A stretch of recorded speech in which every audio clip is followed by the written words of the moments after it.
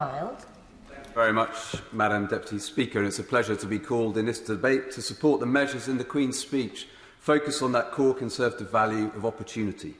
And of course, education is key to giving people the best chance to make the most of their talents and for Britain to be the best place to grow up.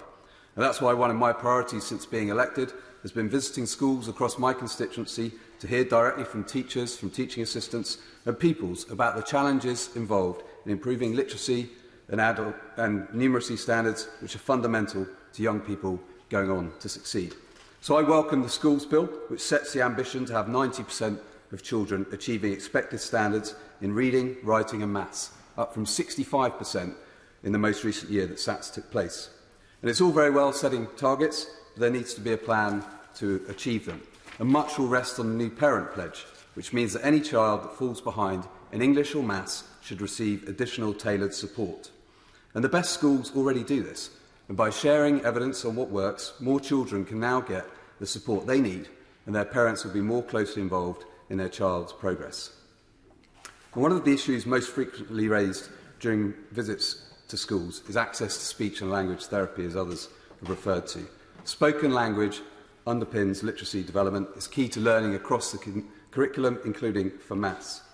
And the Royal College of Speech and Language Therapists highlights evidence from the Education Endowment Foundation that teaching with emphasis on spoken language enables an average of 6 months additional academic progress over the course of the year. So I welcome the reassurance that my honourable friend, the Secretary of State for Education, gave me when the SEND paper was published, that the Parent Pledge should ensure that children who need help with language and communication are supported. And one of the calls that the Royal College and other language organisations make, which I support, is to ensure that the new national professional qualifications in literacy, special educational needs and early years include a focus on developing and supporting spoken language skills.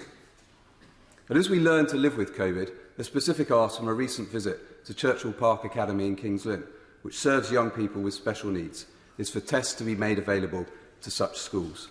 They have particularly vulnerable pupils who are not currently attending school due to concerns about COVID prevalence. I'd be grateful if Education and Health Ministers could carefully consider that request. Now, Madam Deputy Speaker, the focus of this debate of making Britain the best place to grow up and grow old also includes access to healthcare. It all comes as no surprise to ministers that I return to an issue I raised in my maiden speech in the first Queen's Speech debate in this House, and indeed in last year's Queen's Speech and on many other occasions, namely the pressing need for a new hospital for the Queen Elizabeth in Kings Lynn.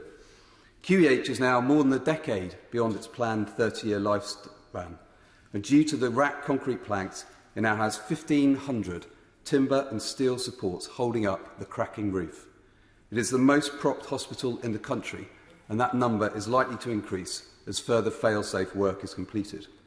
Due to this concrete cancer, the Trust Risk Register has a red rating for direct risk to life to the safety of patients, visitors and staff due to the potentially catastrophic risk of failure of the roof structure. Last month, some of my constituents once again came to Westminster to talk about the need for QEH to be one of the additional 8 new hospital schemes the government's committed to building.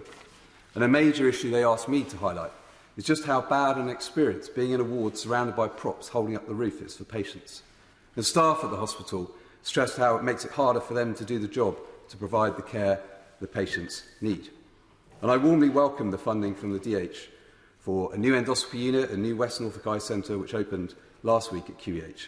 But now is the time to make a decision to build a new hospital for the 300,000 people across Norfolk, Lincolnshire and Cambridgeshire that QEH serves. And this isn't about having shiny new buildings for their own sake. It's about better health outcomes in some of the most deprived areas in the country that the government has recognised as priority for levelling up. And by committing to this vitally needed hospital, the inevitable requirement for replacement will become part of a funded programme rather than unplanned demand on the Treasury requiring emergency funding. That is better value for money for taxpayers and will deliver the improvements people in North West Norfolk and beyond deserve. So I hope my right honourable friend, the Health Secretary, has good news for my constituents soon, as they are rightly frustrated at the delay in this decision.